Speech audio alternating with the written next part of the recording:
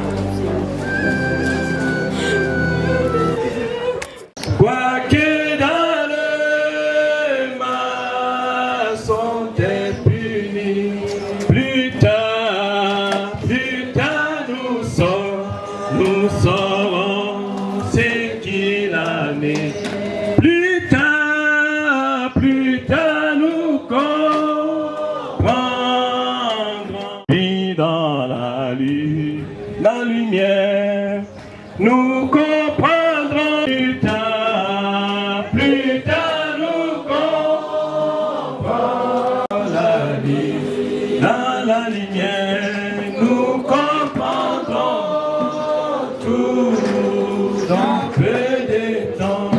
Quand la mort vient, et prends nos bien-aimés, les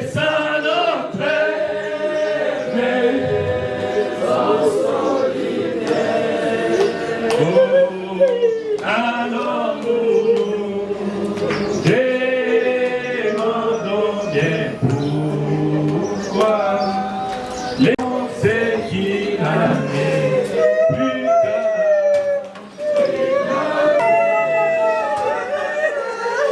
Nous comprendrons tout dans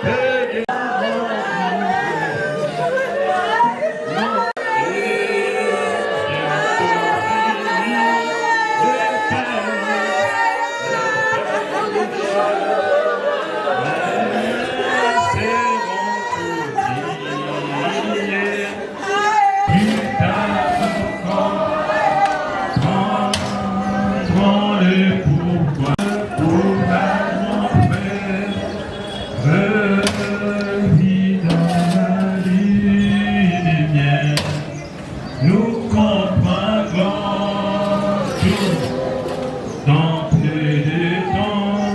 Nous verrons Seigneur éternel, dirigeant le tout. Moi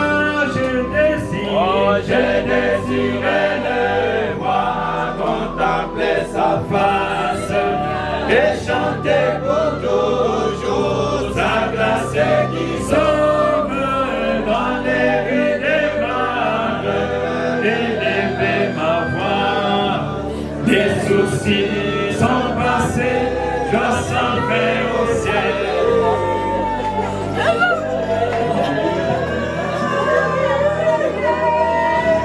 Nous allons nous tenir debout pour accueillir la copie de notre frère Jérémy Kalembe Wakalipo.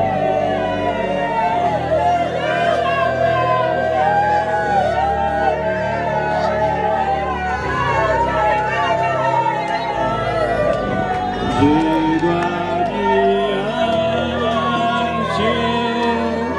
c'est tous mes souhaits.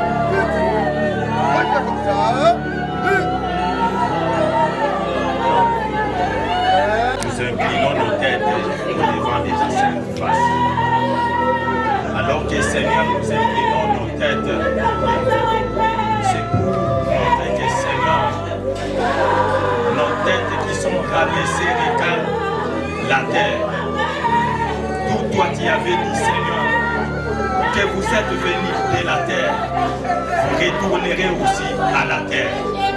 Seigneur Jésus, nous sommes tellement émotionnés étant des hommes, mais c'est quelque chose qui a été prévu par toi-même, Seigneur, car rien n'arrive au hasard, Seigneur, pour toi. Dieu bien-aimé, Papa, nous venons auprès de toi, Seigneur, pour, Père bien-aimé, abandonner les débits de ces services, Seigneur Jésus. C'est notre frère, Seigneur, qui venait de rentrer, Seigneur Jésus-Christ, à la maison. Oh Père, nous croyons que dans sa vie, il a été un aigle de Dieu. Nous croyons que dans sa vie, la colombe de Dieu, Seigneur, avait demeuré son âme. Et aujourd'hui, l'aigle et la colombe se sont envolés, Seigneur Jésus, pour ramener son âme à la maison. Notre frère se repose, Seigneur. Dieu bien-aimé, le corps s'endort, mais son âme est en repos, car il a tant souffert sur cette terre. Seigneur Jésus, reçois son âme. Amen. Conduis ses services, Seigneur Jésus. Laisse que tout ce qui va se passer, Seigneur, soit fait vraiment en paix du Seigneur Jésus. Père, nous remettons tous les services entre tes saintes mains. Du début à la fin, Seigneur, nous te prions de consoler nos cœurs. Étant des humains, nous sommes touchés. Comme toi aussi, Seigneur, tu as été touché pour Lazare. Nous aussi, Père bien-aimé, nous sommes touchés. C'est pourquoi nous pleurons. Comme toi, tu avais pleuré, Seigneur. Mais nous avons la promesse de la résurrection. Seigneur Dieu, c'est là où se trouve notre espoir et notre espérance. Un jour, Seigneur, nous rencontrerons notre frère. C'est cela notre consolation. Alors, sois avec nous pendant ces peu de temps. Pour ta sainte gloire, au nom du Seigneur Jésus-Christ, que nous avons prié des mains ainsi. Amen.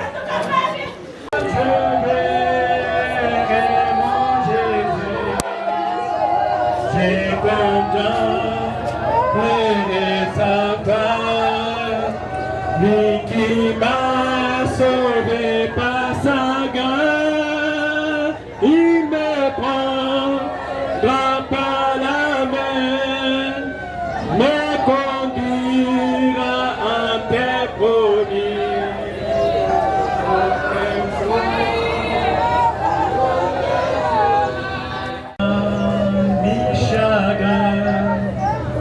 Ni fardeau à porter, non.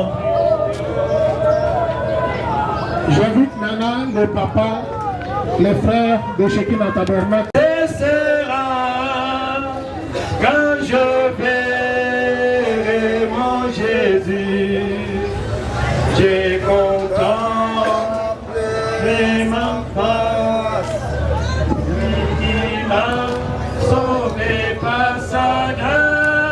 Qui nous accompagne dans ces moments de deuil, à vous tous qui êtes restés, et veuillez passer pour saluer la mémoire de Frère Julie Kaïdjo. Les amis, les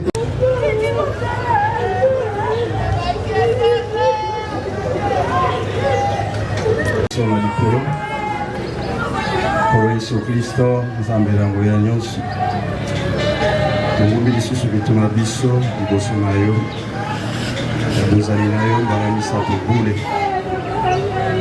mpona kokanisa ntango nyonso ete tozali kojubu tozali mpe biloko pamba na libanda na yo nkolo Yesu Kristo pamba te likambo yango Dawidi abengaki nzela ya mabele nyonso esika moto nyonso esengeli aleka nde yango wana tata bosenga na biso ezali ete obongisa mitema na biso obongisa bomoi na biso na ntina ete soki kozala boye mokolo moko mpona moko na biso tokenda epai ndeko na biso Jeri akei pamba te lokola yotaki kolobama liboso ete azali elongo na basantu azali na esengo monene epai akei ata tolobi na ye sika boye zonga toza na bosenga na yo vanda na biso elongo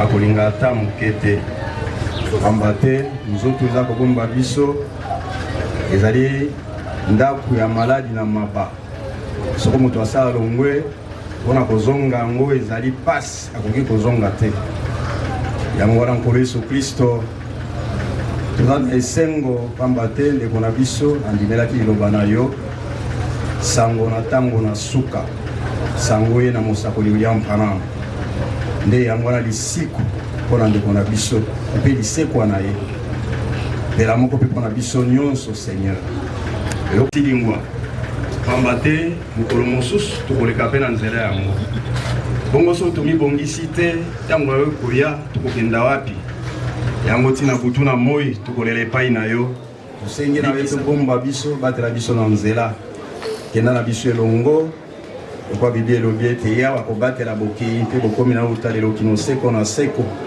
mwanji na yawa aza kobaluka nzonga baza kobanga ye na ntina kolongola na makama tomitiki na maboko na yo kamba biso na mituka tokokenda kenda na biso ezonga na biso wana kokomisa yo biso na kimia toza kozongisa yo matondi te tata pambwa libota mobimba ndeko na biso po Yesu Kristo yo mobondisi malamu bondisa mitema na bango lokola mpe kobondisa mitema na biso po Yesu Kristo lakisa bandeko ya libota baye batikali ete ndeko na bango kati na nzoto ayambaki mosakoli na ntango na biso nde yango nzela ya seko na seko yango nde nzela ya bomoi na seko yango nzela ya kokima ewelo mpe kokima lifelo mpona Yesu Kristo etiki maso na maboko na yo pamba te tondimi ete yo osili kosala yango olobaki na biso nyonso bokosenga ondimi ete tosili kozwa yango mpe bona kokokisama manso tosengi na kondima na kombo eleki bakombo nyonso kombo na nkolo mpe mobikisi na biso Yesu Kristo amen tilingwa pamba te mokolo mosusu tokoleka mpe na nzela yango bongo so tomibongisi te ntango na yo koya tokokenda wapi Vanité de vanité poursuit du vent. À combien sert-il à l'homme de tout gagner sur la terre et perdre cela? Tout ce que tu peux faire pour ton corps un jour, ton corps te décevra comment?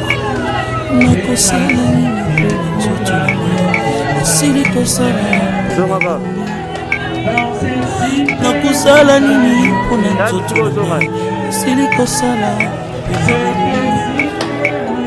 nzoto esengaki ngai elamba nzoto apesaki yo nzoto esengaki ngai masanga nzoto apesaki yo nzoto esengaki ngai bwatoni tobara akotisaki yo silelo yo nzoto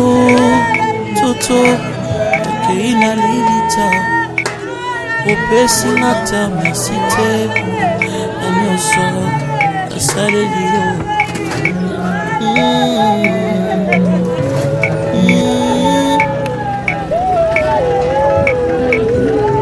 nzoto na ngai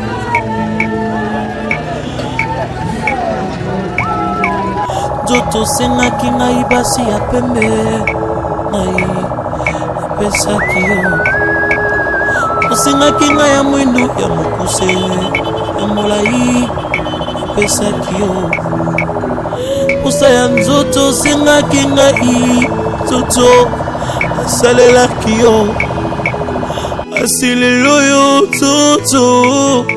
nzoto okei na lilita opesi nga ta merci te na nyonso nasaleli yo nzoto na ngai nzoto na ngai nzoto na ngai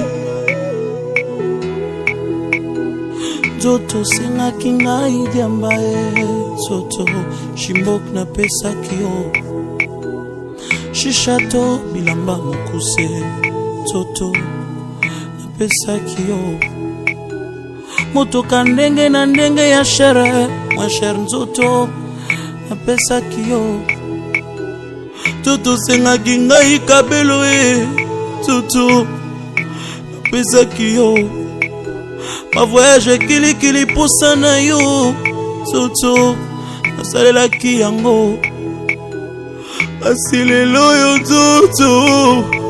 toto okei na lilita opesi nga ta merci te na nyonso nasaleli yo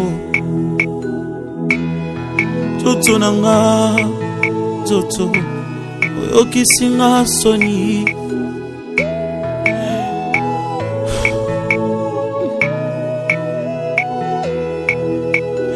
nakosala nini mpo na nzoto na nga nasili kosala mpe nalembi nakosala nini mpo na nzoto na nga nasili kosala mpe nalembi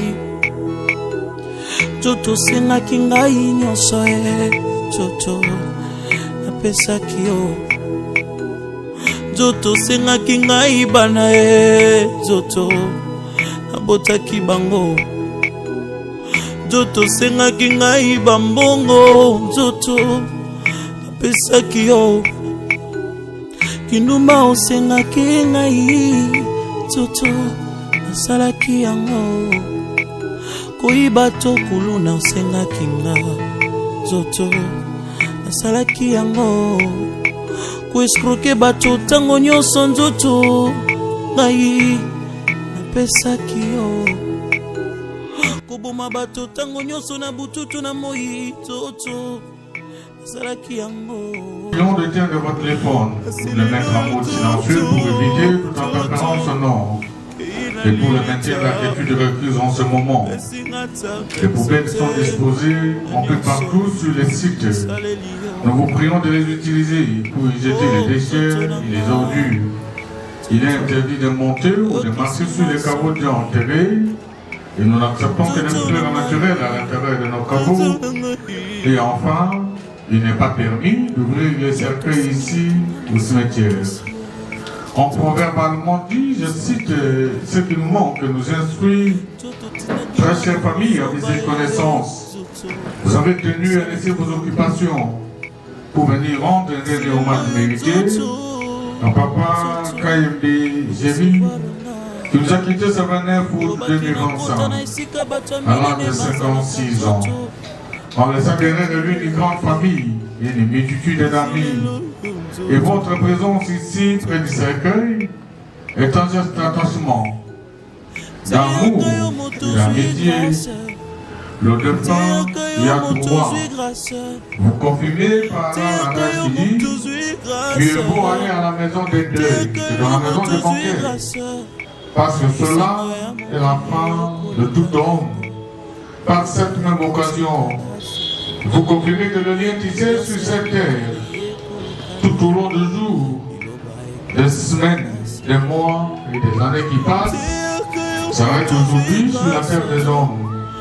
Mais vous garderez de lui, au plus profond de vos cœurs, les choses les plus fortes. Vous garderez de papa Géry, il était un papa très généreux, il était social et serviable. Papa Géry était un homme non conflictuel, il était un homme de paix et un véritable réconciliateur. Ce souvenir restera gravé, ancré dans vos cœurs. Le restant de votre vie, vous avez mangé, vous avez pu partager avec Papa Géry le souci et les travaux quotidiens. Avec Papa Géry, vous avez partagé tant de projets et tant d'espoir. Il y a tant de choses que vous aurez voulu faire encore ensemble. Mais hélas, cela semble s'arrêter aujourd'hui. Et ce n'est plus ensemble que vous allez réaliser ce qu'il espérait. Continuez à vous souvenir de lui, à travailler à tout ce qu'il attendait et espérait. Et nous, de notre part, nous continuerons à entretenir cette dernière demeure. Ainsi donc, très chers membres de famille, amusez connaissance. Ce n'est plus la 4e rue au numéro 61 du quartier des Bonhommes dans la commune de Matete que vous irez voir C'est ça à nouveau, Papa Géry. Et désormais, Papa Géry reposera ici, à la nécropole de l'éternité de Sébambou, au numéro 2193, du quartier de l'Ascension. C'est donc à cette nouvelle adresse physique que nous vous convions à y revenir ici souvent pour vous souvenir de lui, pour perpétuer sa mémoire, pour opérer sa tombe. Au nom de toute l'équipe de la nécropole de l'éternité de Sébambou, à travers ce mot d'accueil, je vous présente une fois de plus nos condoléances le plus sincère. Et nous allons à présent inviter notre équipe d'animation à vous accompagner en procession vers la dernière demeure de Papa Kaye Géry. Et je vais vous prier à cet effort de former 2 rangées derrière les lauréats. Ainsi de sous le respect des 2 rangées, afin de faciliter la situation de tous, surtout pour préserver nos espaces verts. Je vous en remercie.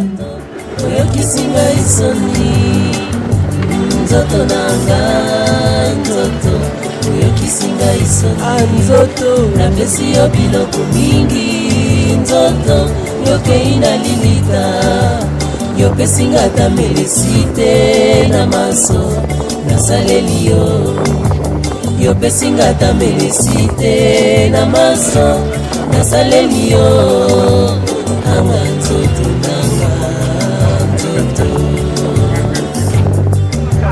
anga nzoto nanga nzoto.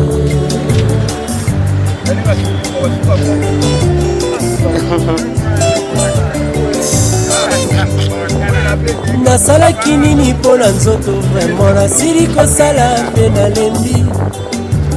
Dollar franc CFA etikali pamba anzoto, tobanda mpe molato yango kala nzoto esilaka te o, bamama balataka zikida nzoto, kanisa nanu batelefon ntango epanzaka nzoto, kanisa nanu benisho ntango epanzaka nzoto, kanisa nanu modela afro ntango erenyaka nzoto, kanisa nanu tokomi kolata bashimoku nzoto, yo kaka na nsima tokomi kolata bamampa nzoto. Asepso 3% ebunga nzoto, tokomi kokata bugi derrière nzoto, yo kaka na nsima tokomi kokata bara nzoto, yo kaka na nsima tokomi kolata bakolon nzoto, yo kaka na nsima tokomi kotiesa baplante nzoto, yo kaka na nsima tokosuka wapi nzoto. Gianni Versace etikali nzoto apamba, tokomi kolata balarios nzoto etikali pamba, chevignon na ngai nyonso etikali nzoto anzoto, anga nzoto nanga nzoto, nzoto nanga nzoto oyokisinga isoni, nzoto nanga nzoto oyokisinga isoni. Ekoma miete bakosala na yo etumba, kasi bakolonga yo soko mokete.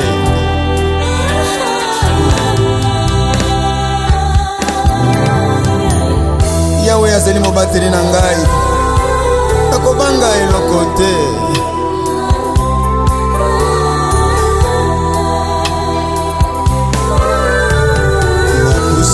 Napusani liboso na yo, ekimelo na ngai Yesu Kristo, mobateli na ngai se yo Masia, nati motema epai na yo, natomboli maboko kogumbamela yo, sembola loboko na bomoi na ngai Yesu, akanga Yesu Kristo.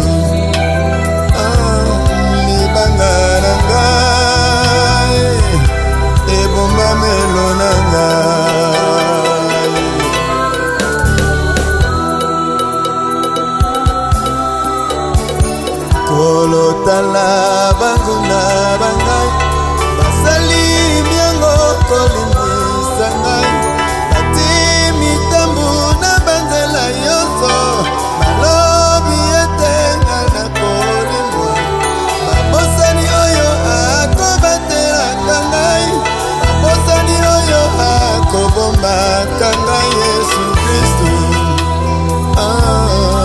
bomba melo na ngai yo libanga na ngai mosikoli na ngai azali na bomoi sukasuka ye akotelema na mokili oyo mpona kokota likambo na ngai mpe banguna na ngai bakoyoka soni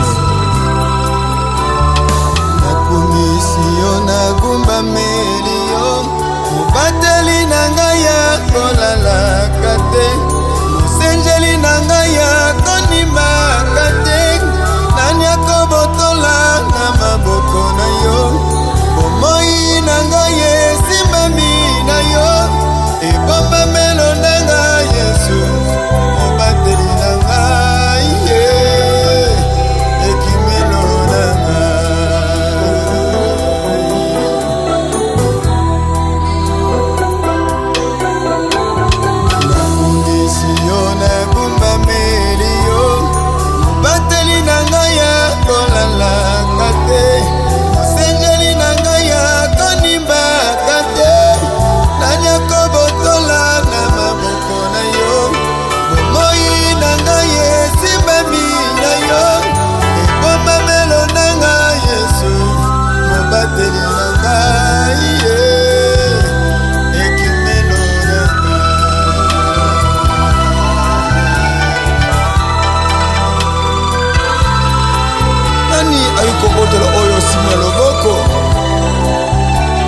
akoki kokitisa oyo tomboli mpe nakoki kotombola oyo kitisi Yesu yo nde motomboli na ngai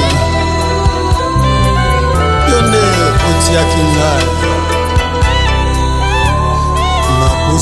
napusani liboso na yo ekimelo na ngai Yesu Kristo mobateli na ngai se yo masiya nati motema epai na yo natomboli maboko kogumbamela yo sembola loboko na bomoi na ngai Yesu Kristu mobundeli na ngai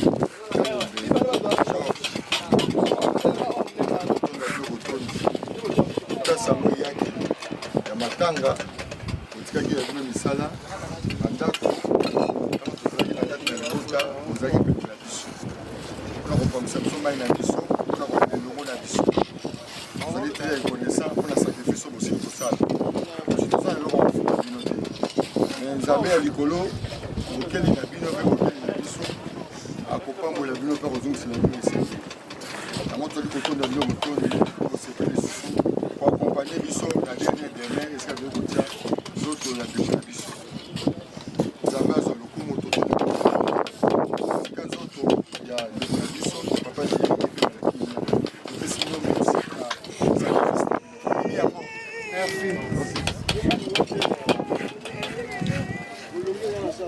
nakotika maloba sikoyo na papa Amos akotangela biso likolo mpe na nsima akobondela la femme que tu as mise auprès de toi m'a donné de l'arbre et j'en ai mangé. L'Éternel Dieu dit à la femme, pourquoi as-tu fait cela? La femme répondit, le serpent m'a séduite et j'en ai mangé. L'Éternel Dieu dit au serpent, puisque tu as fait cela, tu seras maudit entre tous les bétails et entre tous les animaux. Tu marcheras sur ton ventre et tu mangeras de la poussière tous les jours de ta vie. Je mettrai inimitié entre toi et la femme, entre ta postérité et sa postérité. Celle-ci t'écrasera la tête et tu lui blesseras le cou. Il dit à la femme, j'augmenterai la souffrance de tes grossesses. Tu enfanteras avec douleur et tes désirs se porteront vers ton mari, mais il dominera sur toi. Il dit à l'homme, puisque tu as écouté la voix de ta femme et que tu as mangé de l'arbre au sujet duquel je t'avais donné cet ordre, tu n'en mangeras point, le sol sera maudit à cause de toi. C'est à force de peine que tu en tireras ta nourriture tous les jours de ta vie. Il te produira des épines et des ronces, et tu mangeras de l'herbe du champ. C'est à la sueur de ton visage que tu mangeras du pain, jusqu'à ce que tu retournes dans la terre d'où tu as été pris. Car tu es poussière et tu retourneras. Amen.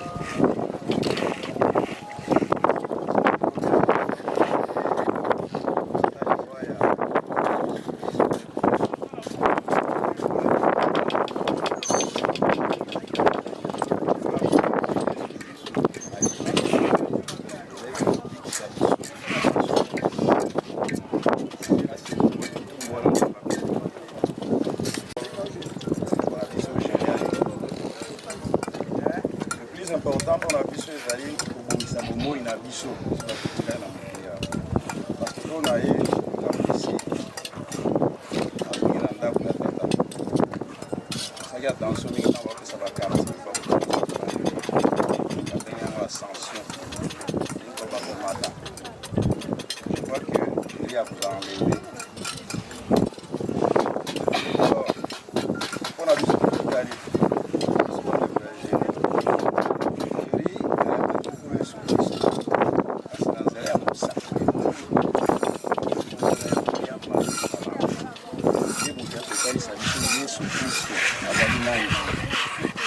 Yesu Kristo azali nzambe oyo azaka komonana te nzambe tomona kona miso te kasi azwi nzoto ya kibomoto ete abotama lokola mwana nyonso abotamaka na mokili libanda ya masumu asopa makila na ye mpona kobikisa biso bato ya masumu kati mekeke moko na moko nzambe atindaka mosakoli moko to botindami na yango kaboye okoma lokola kayembe okozala wapi osoki bongisami okoma awa kasi soki okomi boye esili awa so moto akomi na eta oyo abongola su motema te abongola su motema te neta oyo abongola su motema te ndenge okei soki bibongisaki te okei boye esili okei kosambisama esika ezaka mibale lola ezaka mibale lifelo mpe ezaka mibale lola moko lifelo lola mate biso alobi na biso oyo éviter enfer il y a un seul à gagner il y a un enfer à éviter enfer vraiment malobi bato balobaka tradi felo mpe eza mboka bayebi makambo baloba te bakilo bakasiki okende na lolo eza comme take États-Unis okende na lolo eza comme take Chine kake Dubai te lolo eza mboka oyo ezali mbala misato boye esika nzambe afonda yo okende na lolo na masumu okende na lolo okende na lolo na boye te okende na lolo na boye te singa obomba motema na yo me soki ekuteli yo boye okende wapi singa okende eza te okende wana lifeme okosambisa alors maintenant sika boye nzambe atindi biso mosakoli oyo toyambi mosakoli oyo tondimeli toza koloba na bato makambo ya mosakoli baza koyoka na matoi nzambe atindi mosakoli nzambe atindi mosakoli bato baza no azali kaka boye azoteya azoseka bamoni banyama ezouta zamba vous imaginez ngulu auti zamba nzoko auti zamba lion auti zamba bazokota na masuwa mais muto nzambe akela muto aza na mayele koleka banyama azotala kwa azoseka nyama ezouta zamba yokota na masuwa muto azoseka babi mama nini muto ayi kosituka tambule bandi tala kosoba tambule bandi kobete muto aye na masuwa abete akokoko batano afu yana loba baba bayi banze mona tata no we fungola baza bato ifo ko baza na banda no baza na kati ya masuwa ko banze mona te ko ba imba indebo kufa na mai omoni akusika boye nzamba timso mosakoli. Moi je crois que mutu ezana lolenge moko yakabole mutu ayebi likambo yango kotuna ye ndeko yebisanga makambo ezandengeni na kabolo bango mingi kasi ezandengeni na yebaka te nzamba kosunga ayebisa yo amone ezali soko zali mokona na nzamba kondimeli yango sango to yabe zali sango ya suka yo sukisa mokili frère ba malobi makambo bele ba prophétie apesa nous c'est son komisa à la lettre mokonzi ya mboka États-Unis auti kolekole ya mwasi wa frère malobaki na prophétie alobaka yango ndenge akolata bilamba ntango mwasi wana ye serment baza kopreste na bilamba alati ekokani ye Frère Malobi, papa ya suka. Aposa po bandaka na makambo ya papa na Rome bazalaka ba italien. Frère Malobi mukolo bokomona kaka papa un américain akomi papa esili.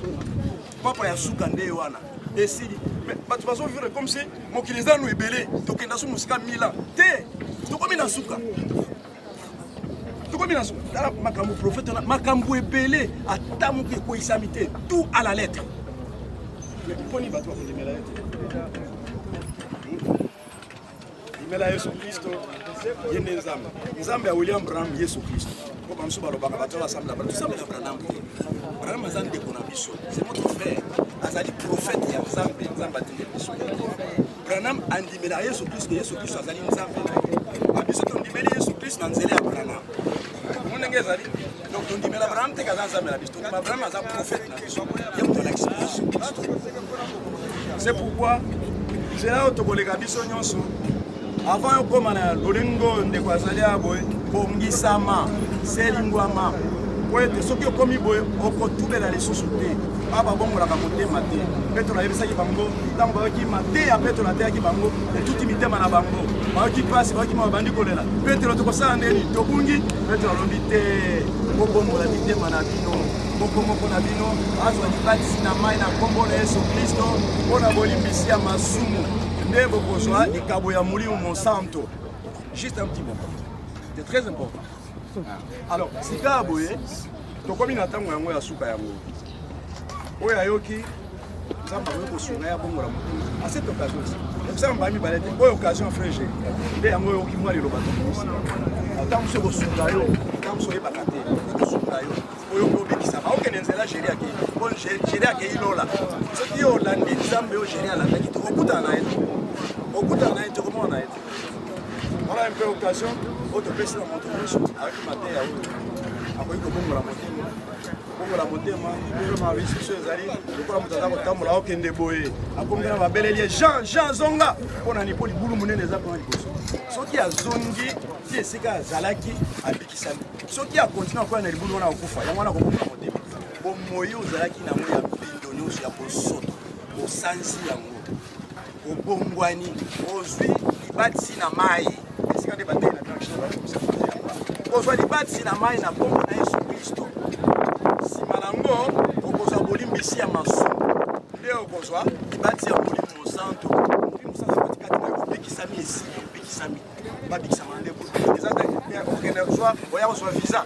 Yaka ifa na biso okozwa libala te wana mateya te. Mateya ifo esima batu motema, babongola motema bazwa libati ici. Bakusukisa batu kana condamné masumu. Suka na yango procédure wana chambre ya compensation bakoma akuna te. So tu fa bongo la motema asuka na bongo la motema. Esengela zo libati na mai na kombo na Yesu Kristo. Pona bolimbisi ya masumu na ye. Si bango azuli libati ya molimo sa. Nde abikisami. Kasi yaka ka epai na biso. Yaka boyena. Wana. Ate atambo ya no. Alors yango. Mamu keto za kila mwa kwa na bino yango. Zambe apa bola.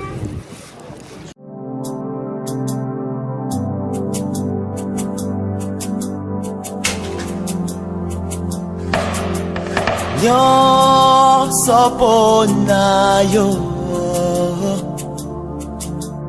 nyonso pona yo, Yesu. Lelo nape si elaka osale na yowe.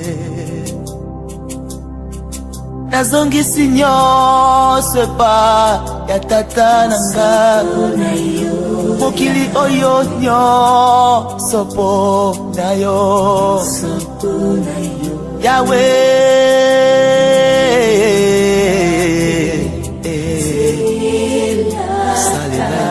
salela yo ata bitumba nyonso pona yo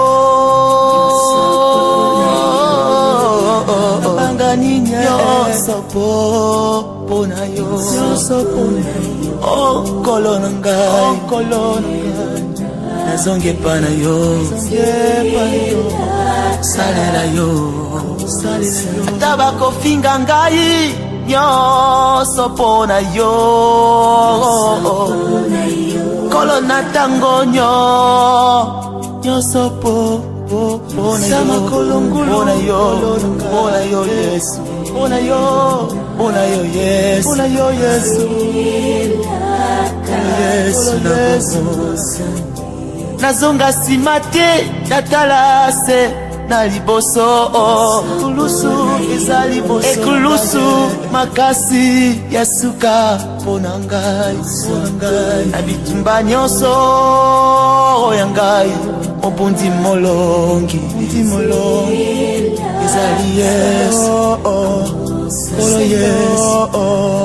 kolo Yesu na bomoi Olo Yesu na bomoi, Olo Yesu na bomoi, Olo Yesu na bomoi. Nakolanda yo. Nani akokomona pinzo le ambisi? Nakolanda Yesu. Kati ya mai soki yote. Nakolemba te, kolanda yo. Il a existé avant même que le verbe existait puisse exister. Oninga tango mosusu makasi esili. Ebite na salani yoka nzambe kobela yo na nzela na ngai